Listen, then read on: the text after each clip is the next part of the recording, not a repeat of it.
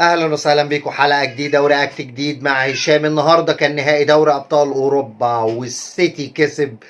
طبعا انا فرحان جدا لان ساعه ما كان ماتش قبل النهائي ما بين ريال مدريد والسيتي انا كنت قلت انا عادي، يعني مش فارق بالنسبه لي السيتي ولا ريال مدريد، لان انا بحب الفرقتين، لان بحب كوره السيتي جدا، وبحب ريال مدريد لانه النادي الملكي بيفكرني طبعا بالنادي الاهلي الاكثر تتويجا، والنادي الاهلي طبعا تاني اكثر تتويجا بعد ريال مدريد. فانا صراحه كان يعني ليه حته في قلبي كده برضو ريال مدريد.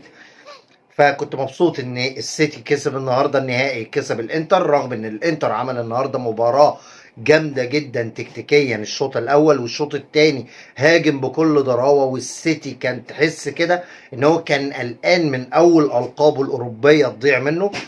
بس في الاخر ربنا وفقهم وجابوا جون وناموا عليه على الاخر.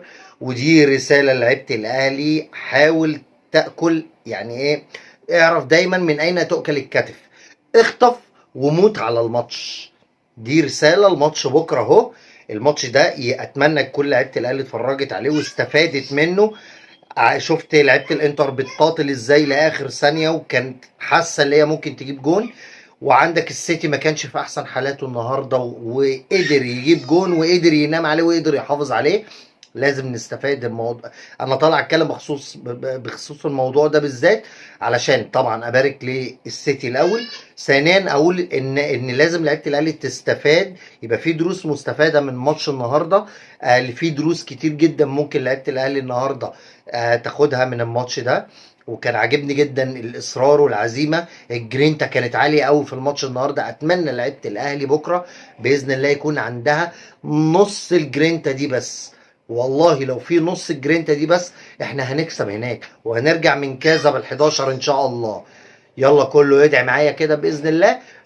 وتوقعاتي لتشكيل النادي الاهلي، اتوقع اللي هو يبقى نفس تشكيل مباراه الذهاب، مع اختلاف ان الشناوي هو اللي هيقف مكان مصطفى شوبير، وهيبقى التشكيل هو دي توقعاتي. واتمنى لهم التوفيق ان شاء الله، ويكون كل لعيب فيهم يأدي اكتر ما عليه ويثبت نفسه قدام الجمهور اللي هو يقدر. مش عايزين حد يقول اللي انتوا لعيبه محليه، لا انتوا ان شاء الله ترجعوا ابطال افريقيا ونلعب كاس العالم للانديه في السعوديه ان شاء الله. يلا تصبحوا على خير.